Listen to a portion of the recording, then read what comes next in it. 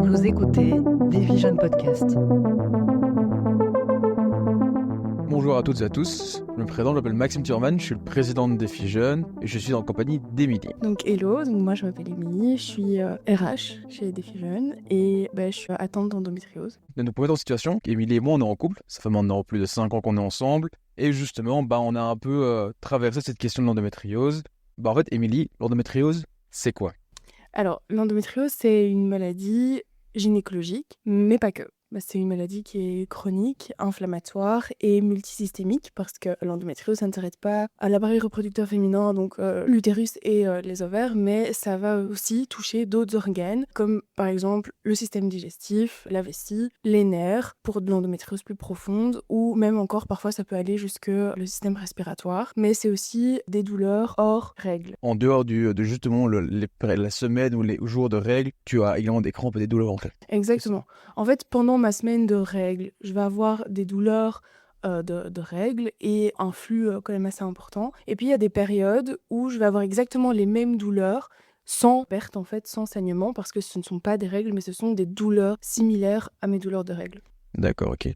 Et du coup, là maintenant que tu as 24 ans, ça fait quelque temps que tu es diagnostiqué, en tout cas les médecins te parlent d'endométriose. Oui. Comment et quand est-ce que tu as commencé à entendre parler de l'endométriose? Alors, la première fois qu'on m'a parlé de l'endométriose, c'était plus ou moins il y a 5 ans, au cours d'une consultation au service d'urgence, parce que voilà, j'avais un problème dû à mes règles et la gynécologue que j'ai vue s'inquiétait un petit peu et trouvait que mon récit durant mon adolescence lui faisait vraiment penser à l'endométriose. Et c'est par la suite que j'ai du coup fait des recherches avec ma gynécologue. Mais en tout cas, la première fois que moi j'en ai entendu parler, c'est dans un contexte médical. Avant, je ne savais pas du tout ce que c'était. C'est un peu à ce moment-là que j'ai commencé à entendre parler, à comprendre. Tu es un peu conscient des différentes maladies gynécologiques qu'il pouvait y avoir, mais je connaissais pas vraiment assez bien l'endométriose.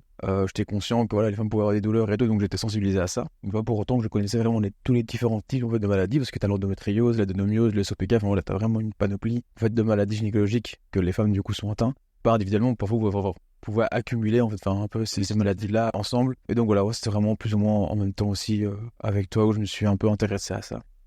Et tu as commencé à en parler, enfin entendre parler de ça il y a 5 ans. En fait, l'endométriose, là maintenant, dans ta vie, ça prend quelle place? L'endométriose, ça prend énormément de place parce que ça touche à peu près toutes les sphères de ma vie, à la fois ma sphère sociale, mon couple aussi, familial, parce que bon, quand t'es ado, que t'as mal plusieurs jours par mois, ça impacte aussi un petit peu ton système familial, des activités que tu fais d'habitude et quand t'as des douleurs, tu les fais pas et ça s'explique pas forcément. Pareil dans la sphère sociale, ça prend aussi une place très importante dans ma sphère plutôt professionnelle, donc je suis encore étudiante. Enfin voilà, les crises d'endométriose, elles préviennent pas quand elles arrivent. C'est quelque chose avec lequel tu ne sais pas, tu t'es obligé de dealer en fait tous les jours avec ça, c'est pas quelque chose que tu peux prévoir. C'est pas comme les règles où en principe, normalement, entre guillemets, tu sais plus ou moins chaque mois que c'est censé arriver. Que ici, l'endométriose, tu peux très bien te réveiller un matin, pas forcément avoir de douleur, et puis 2-3 heures après, t'as mangé quelque chose, ou peu importe, et t'as une crise qui commence. Donc ça prend une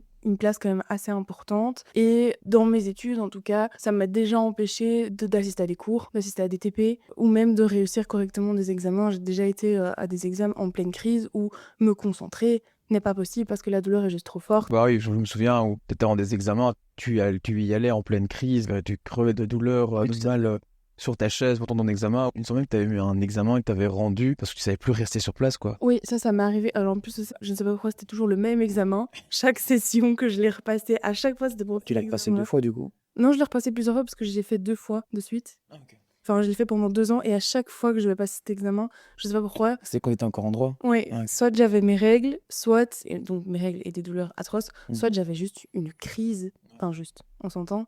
Ouais. C'était insupportable. J'ai rendu plusieurs fois des examens avec des questions vides parce que juste rester sur ma chaise n'était pas tenable. Ou j'ai été à un examen avec un petit électro-stimulateur accroché à mon jeans, caché sous mon pull pour pas que on le voit, parce qu'en fait je ne pouvais pas supporter de rester assise et même juste être concentrée quand on a mal. C'est déjà pas facile, mais avec des douleurs d'endométriose, c'est encore moins pensable. Oui, évidemment. Mais du coup, genre là, c'est un peu genre ta vie actuellement. Pour les auditrices un peu qui peut-être ont eu un parcours similaire ou peut-être qui ont un parcours qui qui ne le savent pas. Est-ce que tu pourrais un peu expliquer ton chemin à travers un peu ce diagnostic, à travers le début en fait de tes questionnements, de ton diagnostic, tous les examens que tu as fait, ton errance médicale, voilà. Est-ce que tu sais parler de ça aux auditeurs Oui, bien sûr. et auditrices? Alors, moi, mon parcours a été extrêmement long, comme malheureusement, je pense, les 3/4 des femmes qui sont atteintes d'endométriose, parce qu'en fait, les symptômes ont commencé très rapidement après mes premières règles. On ne le comprenait pas, que ce soit moi ou mes parents. J'ai eu la chance d'avoir des parents très ouverts et très à l'écoute, mais c'était déjà, en fait, à l'époque, on n'en parlait pas. Alors, on en parle un peu plus aujourd'hui, mais on n'en parlait pas, donc on ne pouvait pas vraiment identifier ce que c'était. Mais À l'époque, c'était quoi, genre il y a 10 ans? oui, j'ai eu mes premières règles à l'âge de 11-12 ans et j'en ai 24, donc... Et t'as commencé à avoir tes douleurs dès tes 12-13 ans, non? Oui, tout de suite, hein. Ah, Je pense que dès le troisième cycle, j'ai commencé à avoir vraiment des gènes assez importants. Ah, donc vraiment très rapidement, dès le début de ta Très cycle, quoi. rapidement.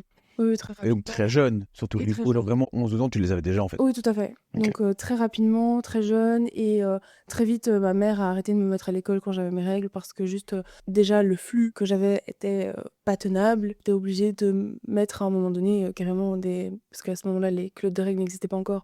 Et donc je devais mettre des langes pour personnes incontinentes parce que juste le flux n'était pas gérable avec des tampons qu'on trouve en grande surface ou les bêtes serviettes hygiéniques. Donc voilà, et quand j'ai très rapidement été chez des gynécologues et très rapidement on nous a dit que c'était tout à fait normal d'avoir mal pendant les règles. Et les médecins ont très rapidement, quand t'étais petite, minimisé un peu les douleurs, quoi. Oui, totalement. On a Ok. totalement dit que c'était...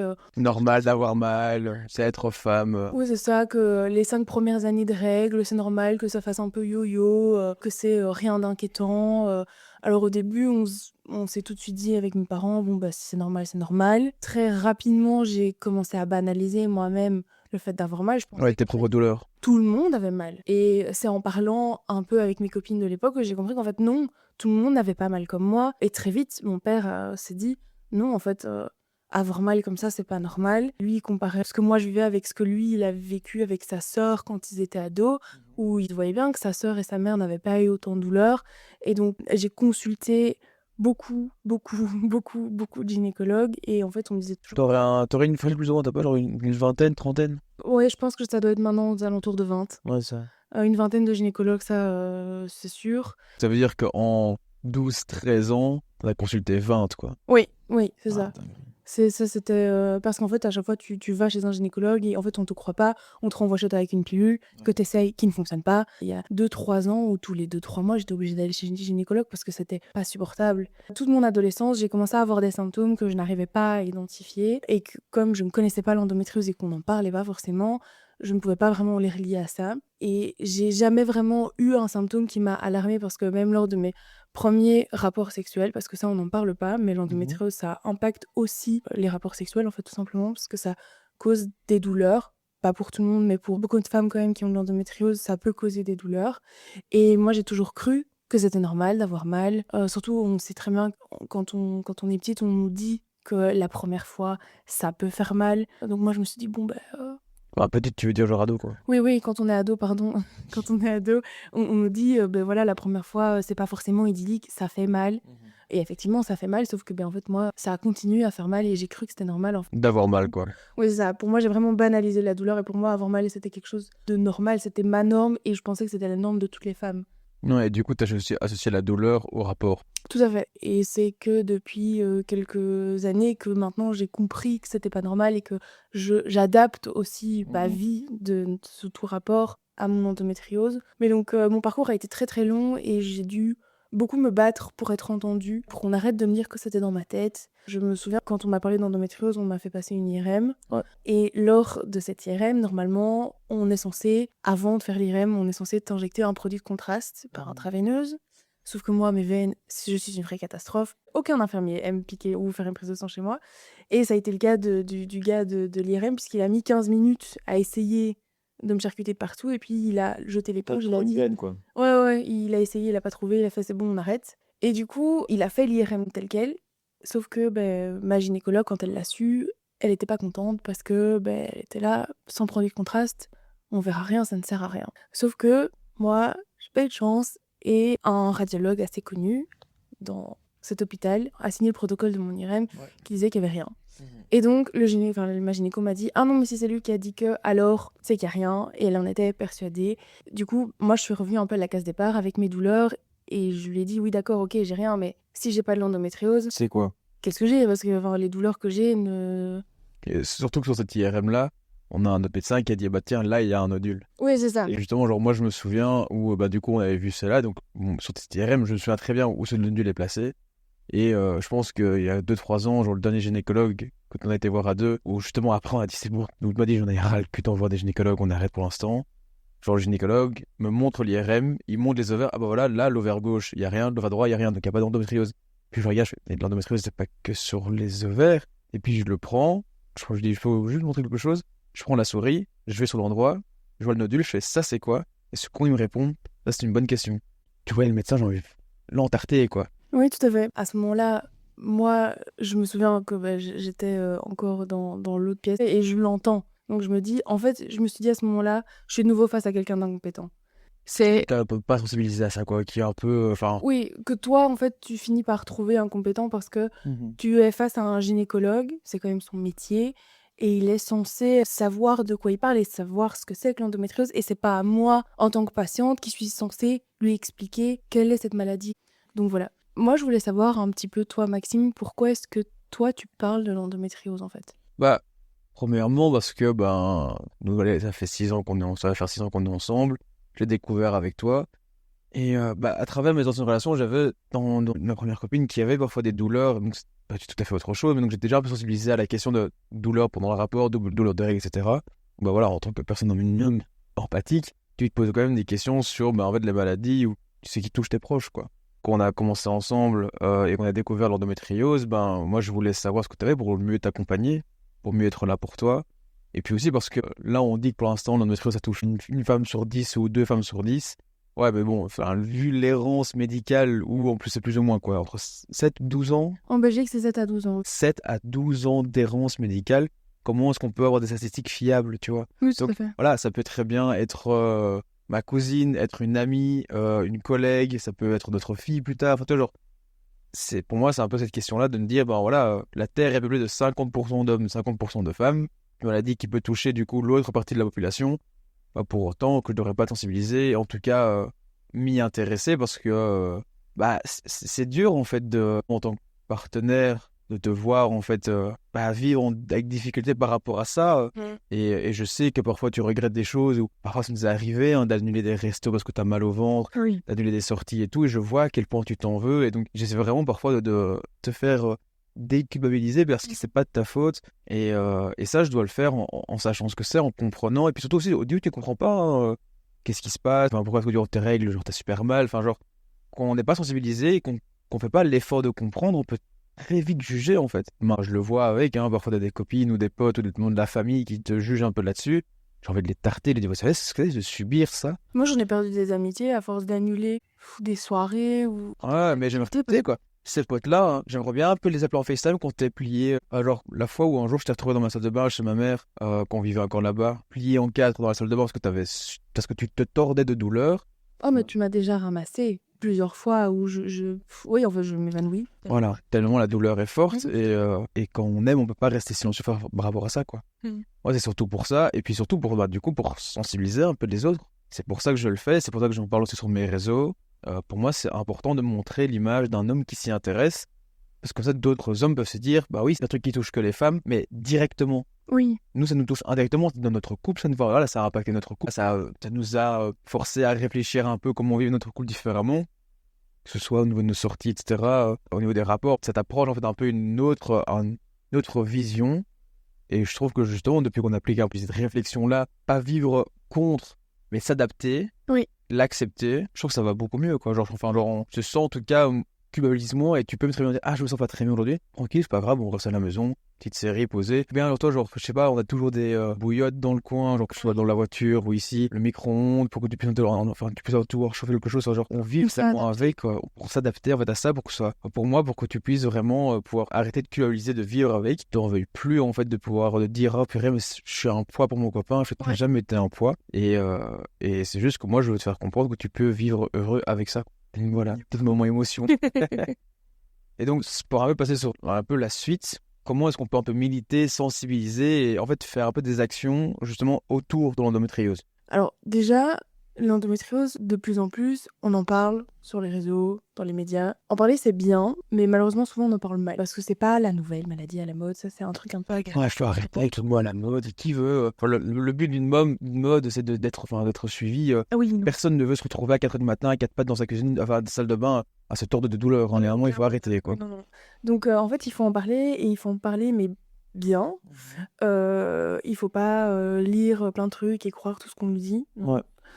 Filtrer les informations et découvrir la pertinence. Oui, voilà, c'est ça. Et comprendre aussi un truc, c'est que le corps médical ne sait pas tout non plus. Et le gynécologue n'a pas la science infuse, n'est pas forcément bien formé. Donc, faut toujours aller chercher des informations un peu partout et ailleurs. Mais on a aussi des associations, que ce soit en Belgique, avec par exemple Toi Mon Endo, Ouais, avec Laura Lecue, ouais. qui est une jeune femme à mes yeux incroyable, puisqu'elle a eu un courage énorme de créer ce qu'elle a créé aujourd'hui. Pour avoir eu l'occasion de la rencontrer, pour lui parler plusieurs fois, c'est vraiment une femme hyper impressionnante et franchement, je l'admire beaucoup pour son travail et de vraiment se consacrer pleinement sa vie à ça. Totalement.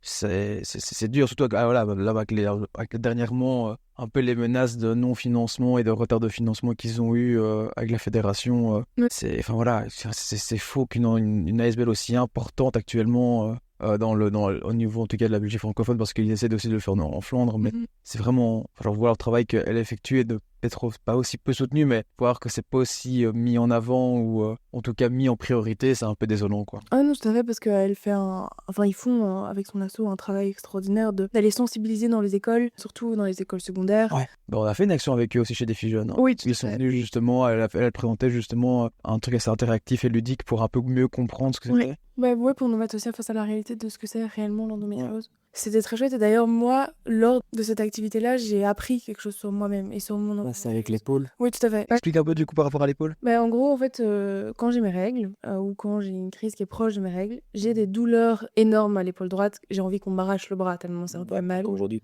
Oui, voilà, c'est ça. J'ai ça depuis 2-3 jours, c'est insupportable. En fait, je ne savais pas du tout que c'était lié à mon endométriose, parce que c'est tellement loin. L'épaule, elle est tellement loin de l'utérus. Dans ma tête, c'était pas possible. Et en fait, elle a tout simplement expliqué que il y a des formes d'endométriose où parfois, en fait, il y a des nodules qui se mettent sur des nerfs, ce qui est mon cas. Et il y a un nerf qui passe au niveau du sternum et qui va jusque derrière l'épaule. Et c'est un nerf qui, dès qu'il y a une inflammation, crée des douleurs énormes à l'épaule. Et je savais pas du tout, et je l'ai appris à ce moment-là. Et après, j'ai été voir un gynéco et on en a parlé. Et effectivement, c'est bien ça. Mais donc, c'est les activités qu'ils font, en tout cas chez Tom Endo, elles servent. J'ai une nièce qui a eu une intervention dans son école secondaire, et elle m'en a parlé justement après. Et elle m'a dit que dans ses potes, il y a un petit garçon qui est rentré avec la petite brochure chez lui, et ça a aidé. Je sais plus si c'est sa soeur ou sa cousine, mais voilà, c'est un peu par là qu'on peut sensibiliser, quoi. Bah, clairement, en tout cas, on vous invite à vraiment consulter la page et les infos sur Toi Mon Endo, les soutenir, aller voir leurs documentaires s'il faut encore des projections. Donc, non, c'est vraiment des choses importantes.